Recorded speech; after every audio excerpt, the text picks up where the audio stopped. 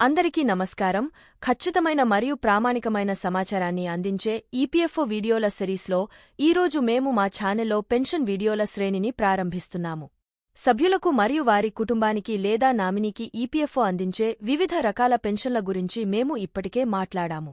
ఆ video link పైన notification లింక్లో లేదా డిస్క్రిప్షన్ బాక్స్లో పొందవచ్చు.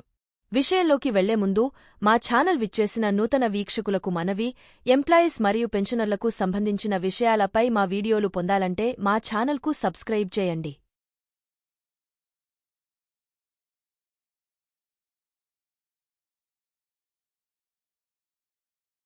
ఎంప్లాయీ పెన్షన్ స్కీమ్ అంటే ఏమిటి?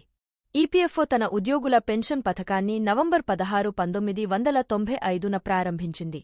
ఇది 1971 ఫ్యామిలీ పెన్షన్ స్కీమ్ స్థానంలో కొత్త కుటుంబ పెన్షన్ పథకంలో భాగంగా సభ్యుని మరణంతో మాత్రమే కుటుంబం పెన్షన్ పొందే అవకాశం ఉంది.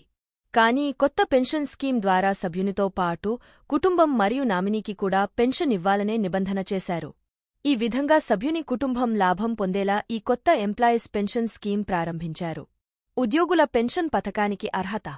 పథకం యొక్క నిబంధనల ప్రకారం పెన్షన్ స్కీంలోని సభ్యుడు 10 సంవత్సరాల కంట్రిబ్యూటరీ సభ్యత్వం పూర్తి చేసిన తర్వాత పెన్షన్కు అర్హులు అవుతారు మరియు అతను తన సంస్థ నుండి పదవీ విరమణ చేసినా లేదా పూర్తికాకపోయినా 58 సంవత్సరాలు నిండిన తర్వాత పెన్షన్ తీసుకోవచ్చు. 58 సంవత్సరాల వయస్సు మరియు 10 సంవత్సరాల సభ్యత్వం ఏ సభ్యుడైనా పెన్షన్కు అర్హులు. పనిచేస్తున్నప్పుడు కూడా పెన్షన్ పొందవచ్చు. ముందస్తు పెన్షన్ మరియు తగ్గిన రేట్లు. ఇది కాకుండా ఒక సభ్యుడు 50 సంవత్సరాల వయస్సు పూర్తి చేసిన తర్వాత ఉద్యోగం నుండి నిష్క్రమిస్తే సభ్యత్వం యొక్క వ్యవధి కనీసం 10 సంవత్సరాలు ఉంటే తగ్గిన రేటుతో అతను పెన్షన్ పొందడానికి కూడా అర్హత పొందుతాడు.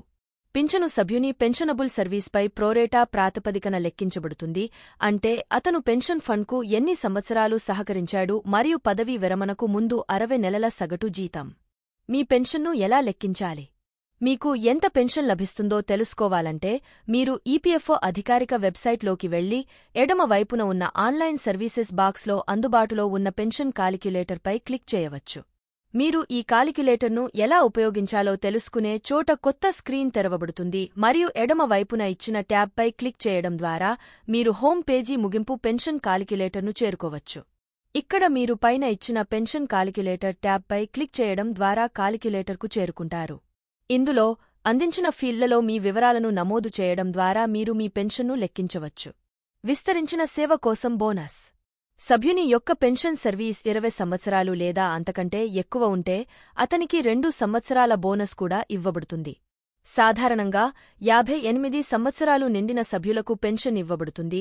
కానీ సభ్యుడు 50 సంవత్సరాలు నిండిన తర్వాత మరియు 58 సంవత్సరాలు పూర్తికాకముందే పదవీ విరమణ చేస్తే అతను తక్కువ ధరలకు పెన్షన్ తీసుకోవచ్చు. 58 సంవత్సరాల కంటే తక్కువ వయస్సు ఉన్న వారి సంఖ్య ప్రకారం పెన్షన్ సంవత్సరానికి 4% తగ్గుతుంది. పింఛను వాయిదా. సభ్యుడు కావాలనుకుంటే అతను 58 సంవత్సరాల తర్వాత 60 సంవత్సరాల వయస్సు వరకు పింఛను వాయిదా వేయవచ్చు. అలాంటప్పుడు అతను 59 సంవత్సరాల వయస్సులో 4% మరియు 60 సంవత్సరాల వయస్సులో 8% చొప్పున పెన్షన్ పొందుతారు. 10 సంవత్సరాల పెన్షనబుల్ సర్వీస్ పూర్తయి 58 ఏళ్ల తర్వాత కూడా సభ్యుడు సర్వీస్లో ఉంటే అతను 60 ఏళ్ల వయస్సు వరకు పెన్షన్ ఫండ్కు సహకారం కొనసాగించవచ్చు. అటువంటి పరిస్థితిలో అతని పెన్షన్ను లెక్కించడానికి 58 సంవత్సరాల తర్వాత సేవ మరియు జీతం కూడా పరిగణనలోకి తీసుకోబడతాయి. కాబట్టి ఇది సభ్యుని పెన్షన్ గురించిన సమాచారం. మీకు సమాచారం ఉపయోగకరంగా ఉందని ఆశిస్తున్నాము. తదుపరి వీడియోలో మేము మరొక రకమైన పెన్షన్ గురించి మాట్లాడుతాము. అప్పటి వరకు మా వీడియోలను చూస్తూ ఉండండి మరియు భాగస్వామ్యం చేయండి. మా వీడియో చూసినందుకు ధన్యవాదాలు.